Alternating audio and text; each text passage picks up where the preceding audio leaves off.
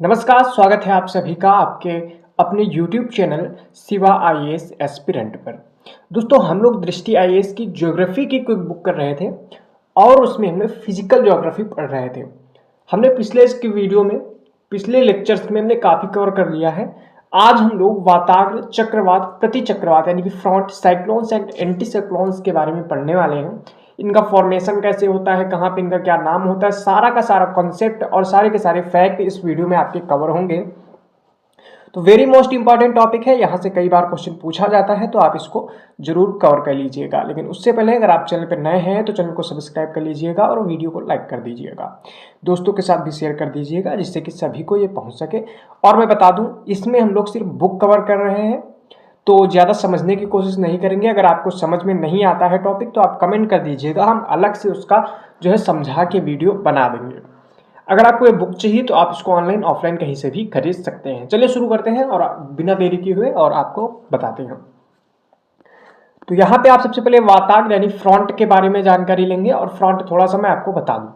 देखिए फ्रंट होता क्या है, तो इसमें लिखा है दो भिन्न स्वभाव वाली वायु राशियां, यानी कि दो भिन्न स्वभाव वाली वायु राशियां। वायु राशि किसको कहेंगे? वायु राशि जो हमारी गैस है उसका तापमान, गति, दिशा, आर्द्रता, घनत्व आदि के संदर्भ में वायु राशि उसको कहा जाता है। यानी कि दो अलग अलग स्वभाव की वायु राशियां हैं, उनके मिलने से निर्मित ढलुआ सतह को वाताग्र कहते हैं। अब बात को समझो थोड़ा सा। मान लो एक ये है क्या, वायु राशि, ठीक है। इसका टेम्परेचर है, इसकी गति है, इसकी दिशा है, इसकी आर्द्रता है, घनत्व है। वहीं ये ए वायु राशि है और ये दूसरी क्या है, बी वायु राशि है। दोनों का टेम्परेचर अलग अलग है, दोनों की दिशा डायरेक्शन मान लो इसकी एक ये है और इसकी ये है। दोनों की दिशा है, अलग अलग आर्द्रता है और घनत्व है। ये दोनों जब मिलेंगी तो इसी को हम लोग, देखो क्या हो रहा है, वात यानी कि हवा होता है और फ्रंट मतलब अग्रभाग। दोनों के अग्रभाग जब मिलेंगे तो इसी को हम लोग क्या बोलेंगे, वाताग्र बोलेंगे। इससे जो सतह बनेगी ढलुआ, उसी को हम लोग, ये कहीं ना कहीं ऐसे मिलेंगे। जो गर्म होगी वो ऊपर इस तरह से ऊपर उठ के चली जाएगी। मान लो कि ये दो हवाएं आ रही, एक ये इधर से, एक ये इधर से। अब ये क्या है, ये हल्की है, गर्म है, तो ये क्या होगी, ऊपर की ओर थोड़ा चली जाएगी और ये नीचे चली जाएगी। यही जो बनता है इसी को हम लोग क्या बोलते हैं, फ्रंट बोलते हैं। ये मैंने थोड़ा समझा दिया है थोड़ा सा, और अगर ज्यादा समझना है तो बताइएगा। आगे कह रहा है, इन्हीं विपरीत वायु राशियों के आमने सामने मिलने से एक संक्रमणीय क्षेत्र का निर्माण होता है जिसे वाताग्र प्रदेश कहते हैं। वाताग्र मुख्यतः मध्य अक्षांशों में ही निर्मित होते हैं।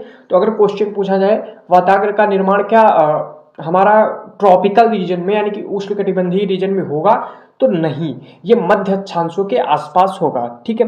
आगे कह रहा है, वाताग्र सबसे अधिक वहां बनते हैं जहां वायु राशियों के तापमान में सबसे अधिक अंतर होता है। यानी कि वाताग्र बनाने के लिए सबसे जरूरी क्या है कि तापमान जो है उसमें डिफरेंस ज्यादा होना चाहिए। वाताग्र हमेशा अल्प वायुदाब द्रोणियों में ही स्थित होते हैं, ठीक है। चलिए, ये सारे के सारे पॉइंट आपसे पूछे जा सकते हैं। आगे कह रहा है, वाताग्र कुछ कोण पर झुका होता है जो ध्रुवों की ओर जाने पर बढ़ता जाता है। यानी कि कोण जो क्या होता है, ध्रुवों की ओर बढ़ता जाता है। ऐसा इसलिए क्योंकि वाताग्र का ढाल पृथ्वी की अच्छी गति पर आधारित होता है। भूमध्य रेखा पर वाताग्र का ढाल लगभग शून्य होता है, ठीक है। यानी कि जैसे जैसे भूमध्य रेखा से ध्रुवों की ओर जाओगे, इसका जो एंगल है वाताग्र का वो बढ़ता जाएगा।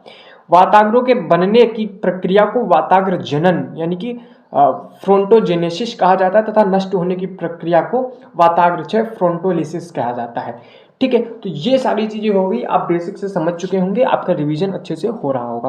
वाताग्र जनन एवं वाताग्र क्षय से ही चक्रवातों एवं प्रतिचक्रवातों की उत्पत्ति होती है, ठीक है। वाताग्र जनन एवं वाताग्र जो क्षय होगा उसी के द्वारा चक्रवात और प्रतिचक्रवात बनेंगे।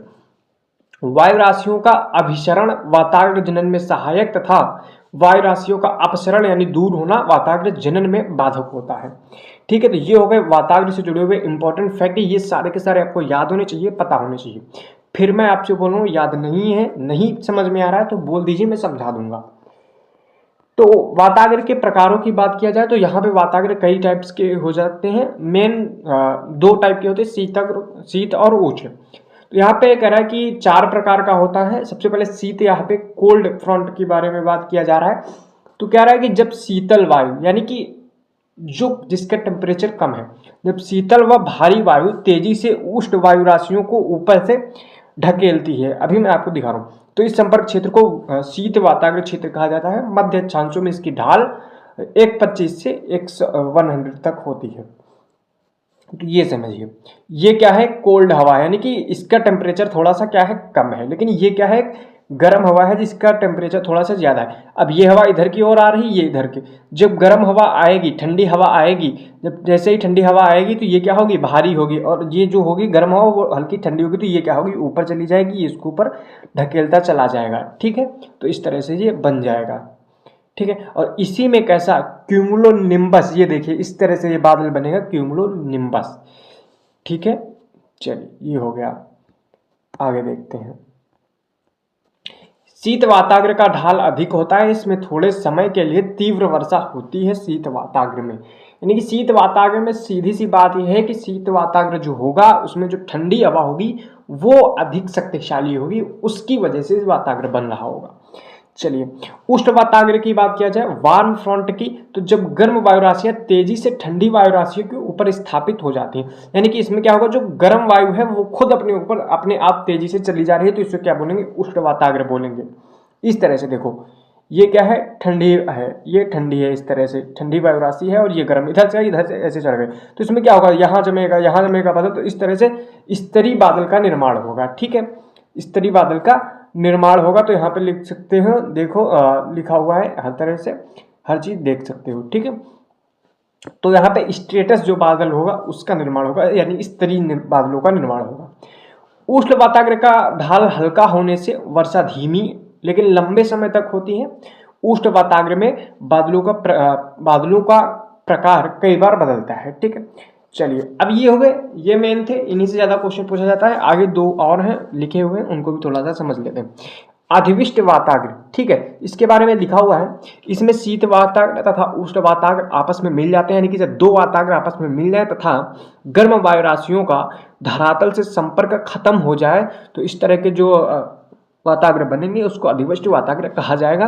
अधिविष्ट वाताग्र में शीत वाताग्र तथा उष्ण वाताग्र से सम्मिलित लक्षण पाए जाते हैं। तो इस तरह से आप समझ सकते हैं। स्थायी वाताग्र की बात किया जाएगा, तो जब वाताग्र स्थिर हो जाए तो इसे स्थायी वाताग्र या फिर अचर वाताग्र कहते हैं।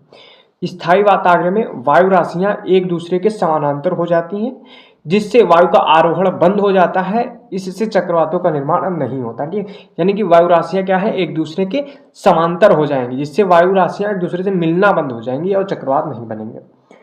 तो वाताग्र प्रदेश की बात किया जाए तो वाताग्र प्रदेश तीन प्रकार के, निम्न तीन वाताग्र प्रदेश पाए जाते हैं।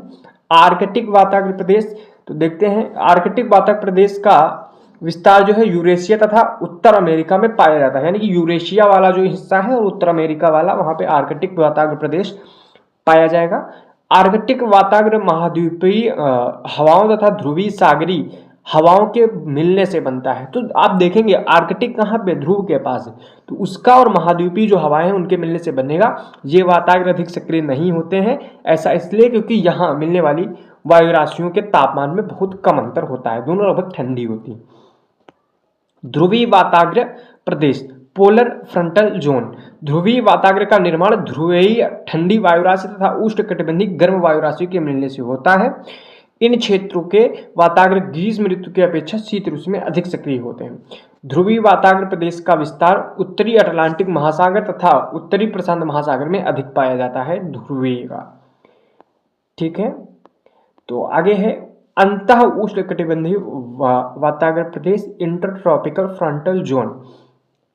इस वाताग्र प्रदेश का विस्तार भूमध्य सागरीय न्यून भार पेटी, यानी कि ये जो लो प्रेशर बेल्ट थी उसकी बात किया जा रहा है भूमध्य सागर के आसपास।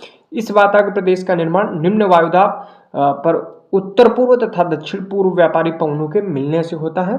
यहाँ पे क्या होता है, व्यापारिक पवनों का कन्वर्जेंस यानी अभिचरण से वायु ऊपर की ओर उठकर पर्याप्त वर्षा कर देती है। अंतः उष्णकटिबंधीय वाताग्र प्रदेश जो है ग्रीष्म ऋतु में उत्तर की ओर तथा शीत ऋतु में दक्षिण की ओर खिसकता है।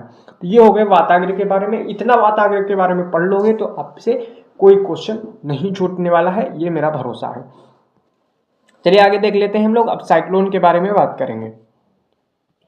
तो जैसा कि चक्रवात जो है, जो नाम से ही लग रहा है, चक्र प्लस वात, जो चक्रीय हवा है उसी को हम लोग बोलते हैं चक्रवात हवाओं का परिवर्तनशील और क्या है अस्थिर चक्र जो है, जिसके केंद्र में निम्न वायुदाब तथा बाहर क्या होता है उच्च वायुदाब होता है, चक्रवात कहलाता है। बात समझ में?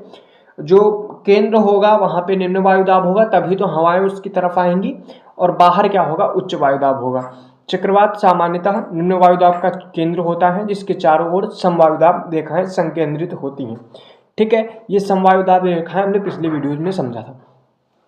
तथा परिधि या बाहर की ओर उच्च वायुदाब होता है, यानी कि केंद्र से, जैसे कि मान लो कि ये केंद्र है, यहाँ पे 100 प्रेशर है, यहाँ पे 200 है, इस तरह से जैसे जैसे बाहर जाओगे हाई प्रेशर बढ़ता जाएगा, और बीच में क्या होगा सबसे लो प्रेशर होगा, जिसके कारण हवाएं चक्रीय गति से परिधि की से केंद्र की ओर चलने लगती हैं। क्या होगा, परिधि से केंद्र की ओर चलेंगी, क्योंकि हाई प्रेशर बाहर है और लो प्रेशर अंदर है। ठीक है, करेंगे पृथ्वी के घूर्णन के कारण इनकी दिशा उत्तरी गोलार्ध में घड़ी की सुइयों के चलने की दिशा के विपरीत, यानी कि वामावर्त, तथा दक्षिणी गोलार्ध में घड़ी की सुइयों की दिशा के दिशा में, ठीक है, दक्षिणावर्त में हो जाती है। ठीक है, यानी कि उत्तरी गोलार्ध में क्या हो जाएंगे, एंटी क्लॉकवाइज हो जाएगी, और दक्षिणी गोलार्ध में क्लॉकवाइज घूमने लगेगा। ठीक है, तो ये बात आपको समझ आनी चाहिए।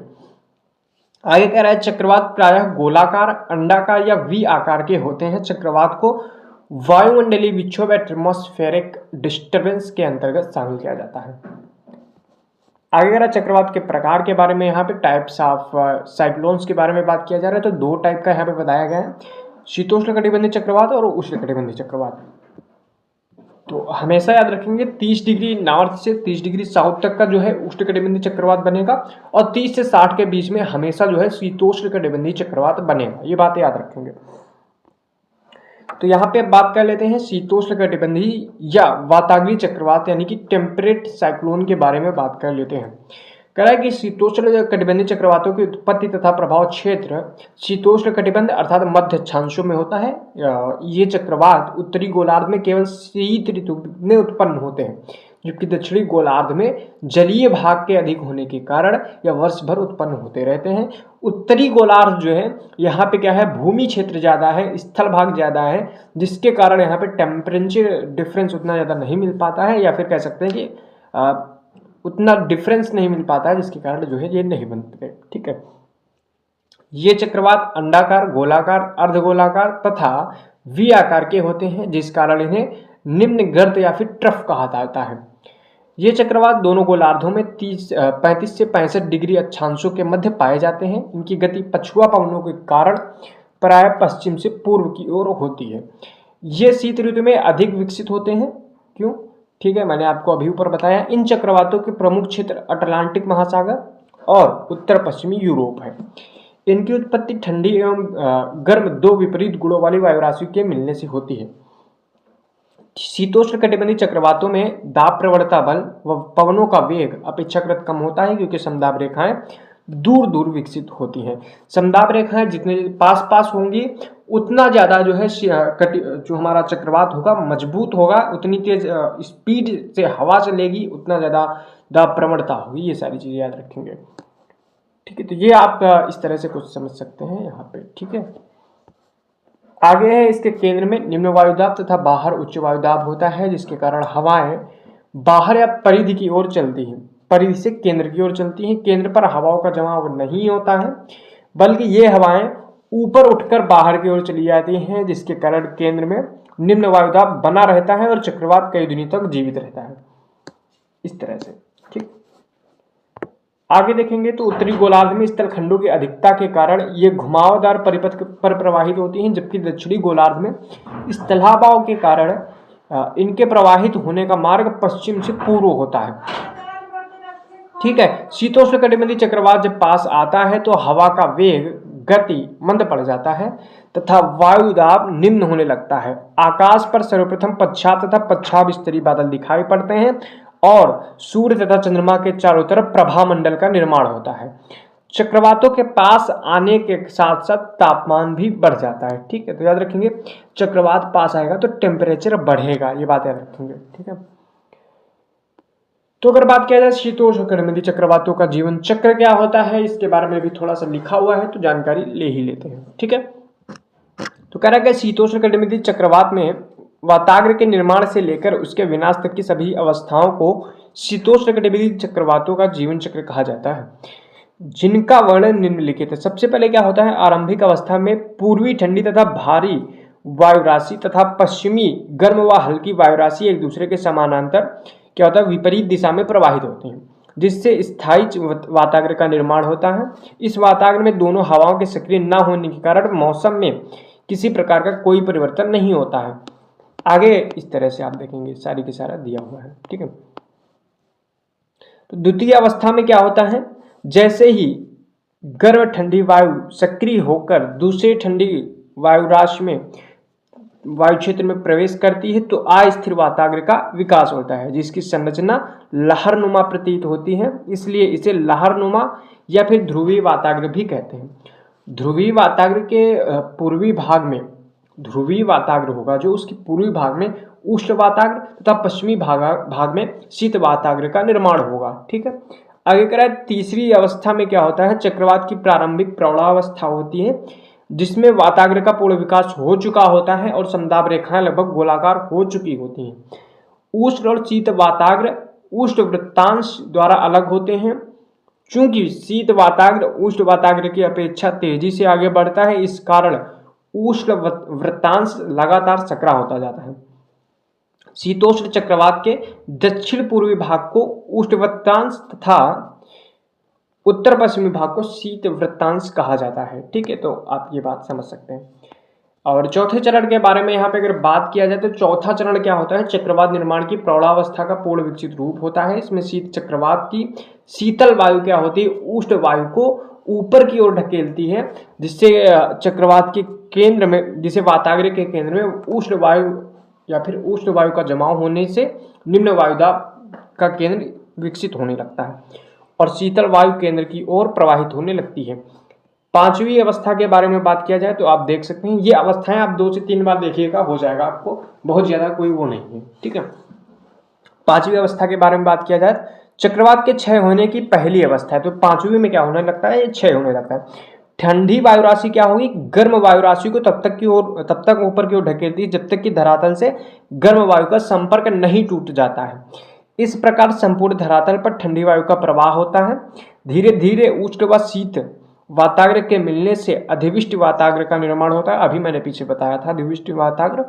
छठवीं अवस्था में चक्रवात का क्षय हो चुका होता है। अधिविष्ट वाताग्र के निर्माण से शीतल वायु की चक्राकार धाराएं सी बनी रहती हैं।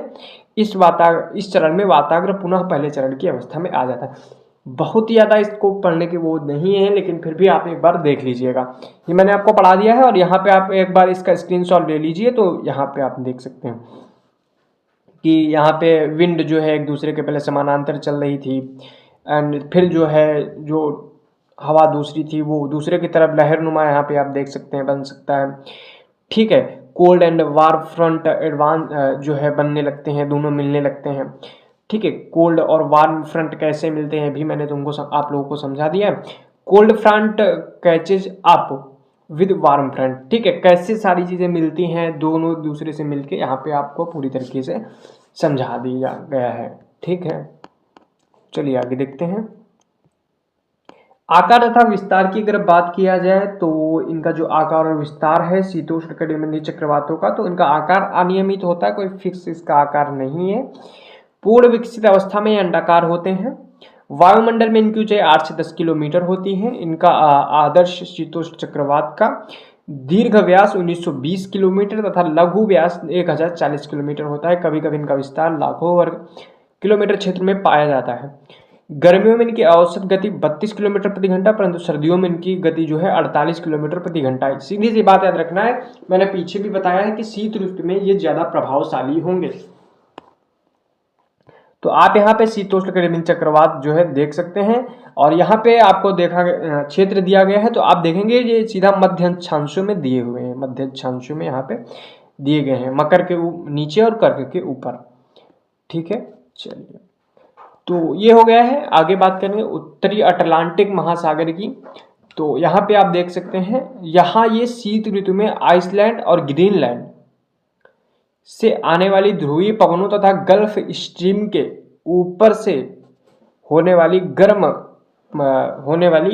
आने वाली गर्म पछुआ पवनों से सम्मिलन से विकसित होता है। यानी कि बात समझिए, जो आइसलैंड है और जो ग्रीनलैंड है, ठीक है, इनसे आने वाली ध्रुवीय पवनों और जो गल्फ स्ट्रीम है उसके ऊपर से जो आने वाली गर्म पछुआ पवन है, उनके मिलने से क्या होगा, उत्तरी अटलांटिक महासागर में जो है चक्रवातों का निर्माण होगा।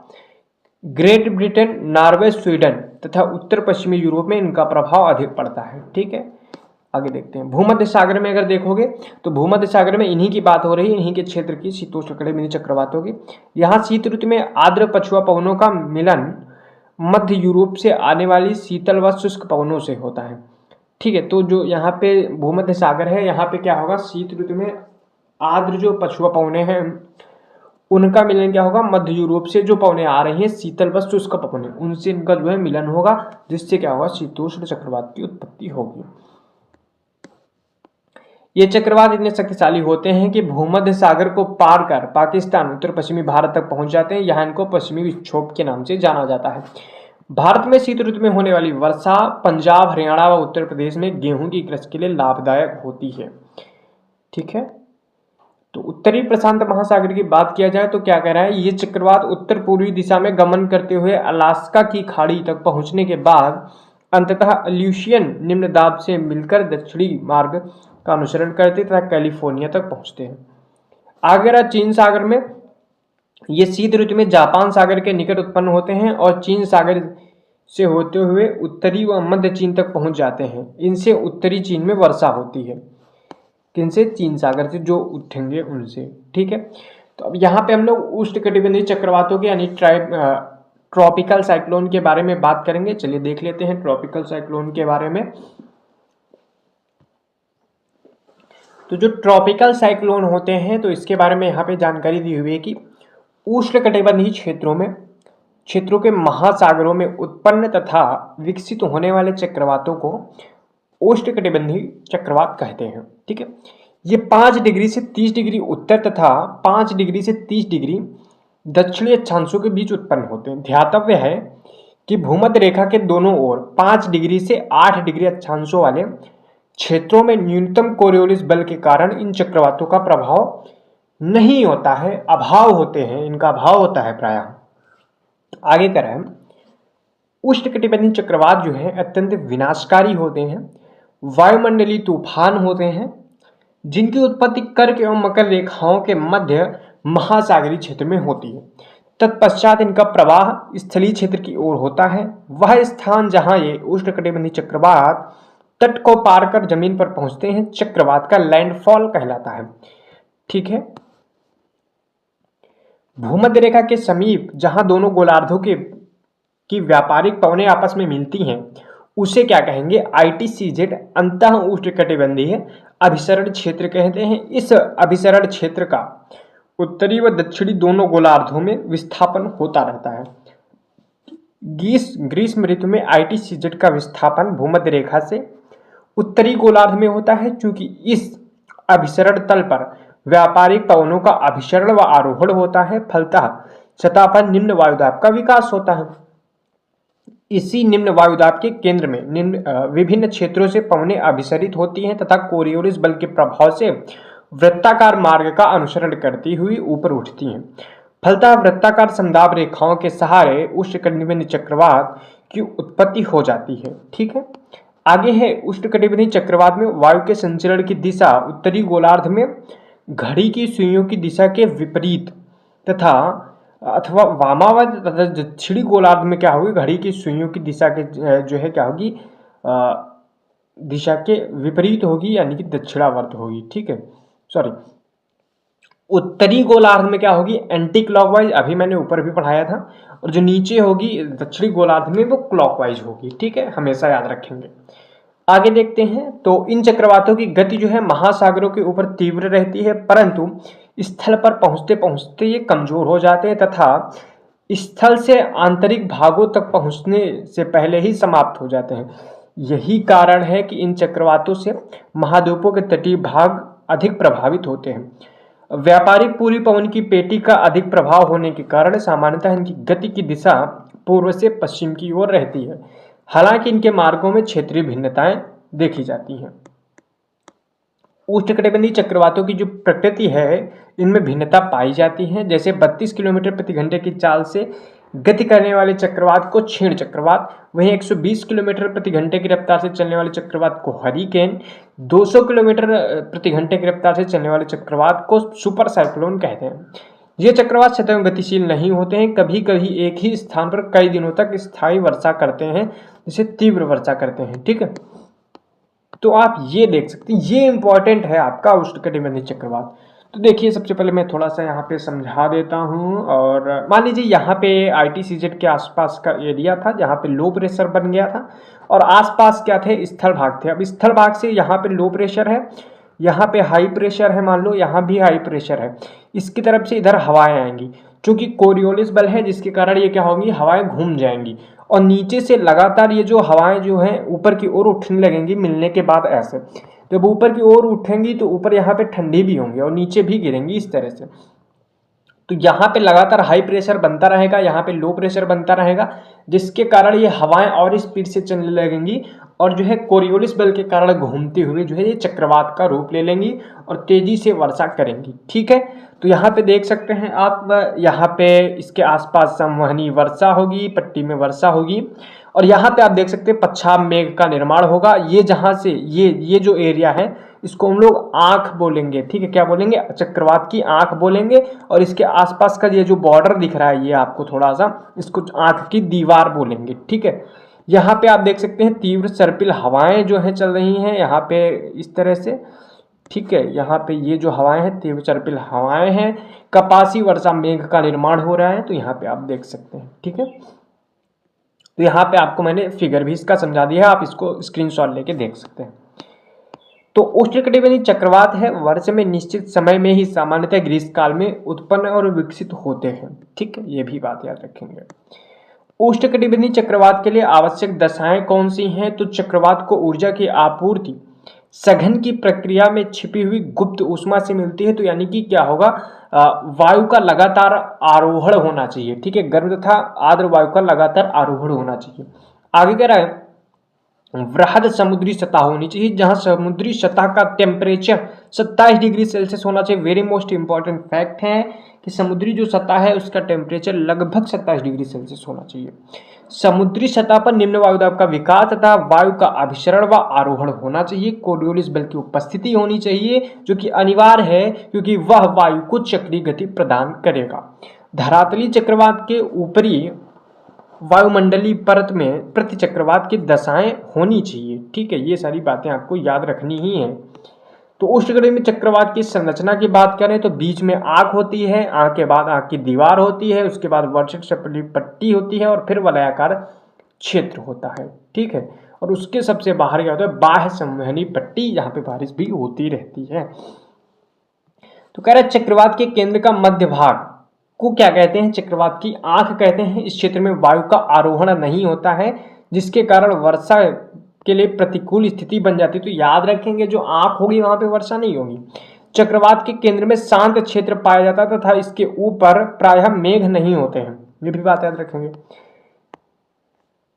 इस भाग में पवन का वेग बहुत धीमा हो जाता है तथा पवन मंद गति से अलग अलग दिशाओं में चलना शुरू करती है। तापमान अधिक और आर्द्रता काफी कम होती है। ठीक है, अब यहाँ पे हम आईवाल की बात करेंगे, आंख की जो दीवार है उसके बारे में बात करेंगे। यह केंद्र या मध्य का भाग या केंद्र या मध्य भाग का वह क्षेत्र होता है जहां वायु का अधिक तीव्र से आरोहण होने के कारण अत्यधिक मात्रा में वर्षा होती है। इसी क्षेत्र में पवनों का वेग अधिकतम होता है। वर्षा सर्पिल पट्टी की बात किया जाए तो आंख की दीवार से सटा हुआ बाह्य क्षेत्र होता है जहां अपेक्षाकृत कम वर्षा होती है। ठीक है, सबसे अधिक वर्षा कहाँ होगी, आंख की दीवार के पास। वलयाकार क्षेत्र की बात किया जाए तो यह क्षेत्र जो है क्या है, चक्रवात की बाहरी सीमा होती है। यहाँ वायु के आरोहण यानी कि वायु का सतह पर बैठना से वर्षा के लिए प्रतिकूल स्थिति बन जाती है। बाह्य संवहनी पट्टी वलयाकार क्षेत्र से सटा हुआ भाग होता है। क्षेत्रीय प्रभाव के कारण संवहनी तरंग के रूप में वायु के ऊपर उठने के कारण संवहनी वर्षा होती है। ठीक है, आकार और विस्तार की बात किया जाए तो आकार और विस्तार में इनका जो आकार होता है वृत्ताकार या दीर्घ वृत्ताकार होता है। उष्णकटिबंधीय चक्रवात का विस्तार शीतोष्णकटिबंधीय चक्रवात की अपेक्षा बहुत कम होता है। इनका व्यास जो है लगभग 80 से 300 किलोमीटर कुछ ऐसे चक्रवात भी होते हैं जिनका व्यास जो है 40-45 किलोमीटर होता है। अगर हम उष्णकटिबंधीय चक्रवातों के मुख्य क्षेत्रों की बात किया जाए तो जो कैरेबियन सागर, यानी कि आप देखेंगे कैरेबियन सागर कहाँ पे है, तो ये आपको मध्य अमेरिका के आसपास दिखेगा। वहाँ पे आपको देखेंगे तो वहाँ पे इसको हरिकेन कहते हैं, जो जून से अक्टूबर के बीच आता है। दक्षिण चीन सागर जो होगा, चीन सागर के आसपास, इसको हम लोग टाइफून बोलते हैं, जो जुलाई से अक्टूबर के बीच, तथा फिलीपींस, चीन तथा जापान को भी ये प्रभावित करते हैं टाइफून। हिंद महासागर क्षेत्र में ऐसे चक्रवातों को चक्रवात के नाम से ही जाना जाता है। भारत, बांग्लादेश, म्यांमार, मेडागास्कर तथा ऑस्ट्रेलिया के उत्तरी तट पर आते हैं। ऑस्ट्रेलिया के इन चक्रवातों को विली विली कहा जाता है। ठीक है, किनको? चक्रवातों को जो हिंद महासागर में उठते हैं। तो यहाँ पे एक अच्छा सा जो है डायग्राम दिया हुआ है, आप देख सकते हैं। यहाँ पे मध्य अमेरिका के आसपास इनको हरिकेन बोलेंगे। ठीक है, और यहाँ पे आप देखेंगे अपनी इधर तो इनको ट्रॉपिकल साइक्लोन ही बोलते हैं। और Japan, north America, north Korea और चीन के उधर जो है इनको हम लोग क्या बोलते हैं? टाइफून बोलते हैं। उष्णकटिबंधीय अक्षांशों में दक्षिणी पूर्वी अटलांटिक और दक्षिण पूर्वी प्रशांत क्षेत्रों में चक्रवात उत्पन्न नहीं होने का प्रमुख कारण समुद्री पृष्ठों का ताप निम्न होना है, क्योंकि यहाँ पर ठंडी जलधाराएं पाई जाती हैं। क्या बता रहा है आप एक बार देख सकते हैं, यानी कि यहाँ पे चक्रवात ना आना और यहाँ पे चक्रवात ना आना क्यों नहीं आ रहे? तो क्योंकि यहाँ पे जो है ठंडी जलधाराएं पाई जाती हैं। शीतोष्णकटिबंधीय एवं उष्णकटिबंधीय चक्रवातों में थोड़ा सा अंतर क्या होता है समझ लेते हैं। तो कह रहे कि जो शीतोष्णकटिबंधीय चक्रवात है ये 30 से 65 डिग्री अक्षांशों के बीच, वहीं उष्णकटिबंधीय चक्रवात 5 से 30 अक्षांशों के बीच पाया जाता है। शीतोष्णकटिबंधीय चक्रवातों में स्पष्ट वाताग्र प्रणालियों का विकास होता है, जबकि उष्णकटिबंधीय चक्रवात केवल जलीय सतह पर उत्पन्न होते हैं और स्थलीय सतह पर पहुंचते ही समाप्त हो जाते हैं। शीतोष्ण चक्रवात जो है उष्णकटिबंधीय चक्रवातों की अपेक्षा अधिक विस्तृत क्षेत्र को प्रभावित करते हैं। शीतोष्ण चक्रवात पश्चिम से पूर्व की दिशा की ओर चलते हैं, जबकि उष्णकटिबंधीय चक्रवात पूर्व से पश्चिम दिशा की ओर गमन करते हैं। ठीक है, आगे कह रहा है उष्णकटिबंधीय चक्रवात के मध्य केंद्र में शांत क्षेत्र पाया जाता है, चक्रवात की आंख जिसको बोलते हैं, जबकि शीतोष्ण चक्रवात में इसका अभाव रहता है। शीतोष्ण चक्रवातों में होने वाली वर्षा वाताग्रीय वर्षा होती है, जबकि उष्णकटिबंधीय चक्रवातों में होने वाली जो वर्षा है उसका प्रकार कौन सा होगा? संवहनीय वर्षा होगी। ठीक है, आगे बात किया जाए शीतोष्णकटिबंधीय चक्रवातों का आकार बड़ा होने के कारण वायुदाब प्रवणता कम होती है, जबकि उष्णकटिबंधीय चक्रवातों में आकार छोटा होने के कारण वायुदाब प्रवणता अधिक होती है। शीतोष्णकटिबंधीय चक्रवातों में उष्ण तथा शीत वाताग्र होते हैं, जबकि उष्णकटिबंधीय चक्रवातों में कोई वाताग्र नहीं होता है। शीतोष्णकटिबंधीय चक्रवात में तापमान संबंधी विषमताएं पाई जाती हैं, जबकि उष्णकटिबंधीय चक्रवात में वाताग्र के अभाव के कारण तापमान संबंधी विषमताएं नहीं पाई जाती हैं। तो उष्णकटिबंधीय चक्रवातों जो उष्णकटिबंधीय चक्रवात हैं उनमें पवनों के चक्रवात मार्ग में गति करती हैं, जबकि शीतोष्णकटिबंधीय चक्रवातों में पवन की गति वाताग्रों पर निर्भर करती है। ठीक है, उष्णकटिबंधीय चक्रवात में हिम तथा ओलावृष्टि नहीं होती, जबकि शीतोष्ण चक्रवात जो होंगे उनमें क्या होगी? हिम तथा ओलावृष्टि होगी।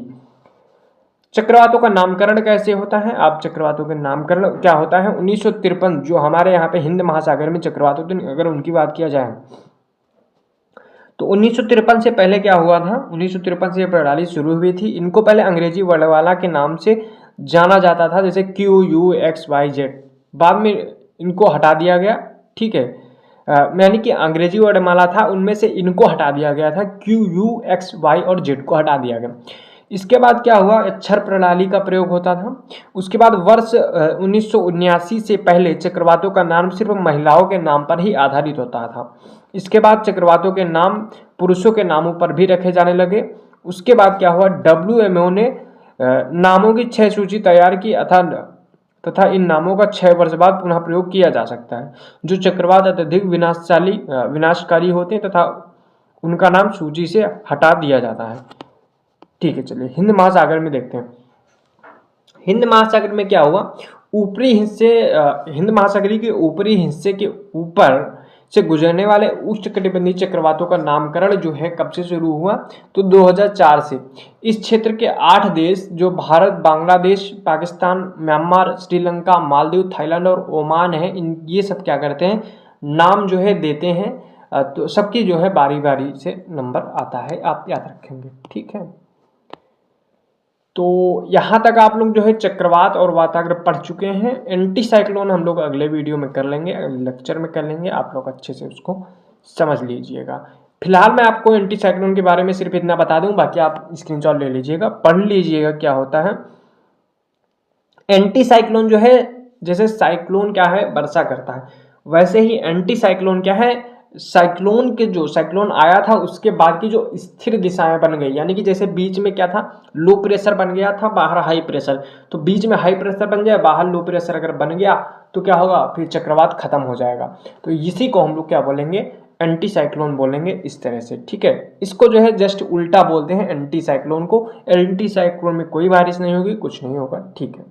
चलिए, एंटी साइक्लोन हम लोग बाद में पढ़ लेंगे, अगले लेक्चर में पढ़ लेंगे। आप लोगों को वीडियो को लाइक कर दीजिएगा, दोस्तों के साथ शेयर कर दीजिएगा, वीडियो को 2 से 3 बार देखिएगा और पूरी तरह से आपको समझ में आ जाएगा। मिलते हैं नेक्स्ट वीडियो के साथ, तब तक के लिए जय हिंद, वंदे मातरम।